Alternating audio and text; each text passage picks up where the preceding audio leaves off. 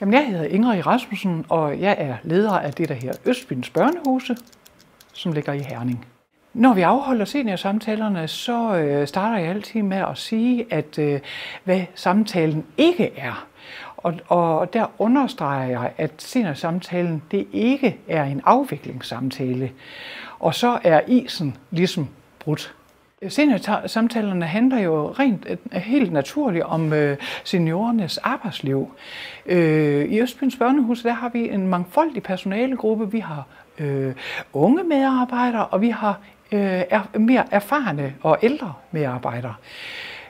Og vi vil jo rigtig gerne beholde alle vores medarbejdere længst muligt, og derfor er det rigtig vigtigt for os at skabe nogle gode arbejdsvilkår for de her seniorer.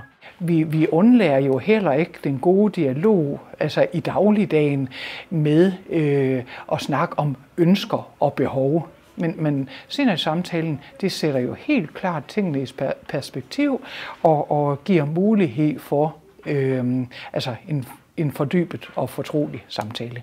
For eksempel så lavede vi for ikke ret lang tid siden en aftale med en medarbejder, der nærmede sig pensionsalderen, og for egentlig at hun kunne få et rigtig godt arbejdsliv her det sidste år, så ville hun faktisk gerne ned i tid.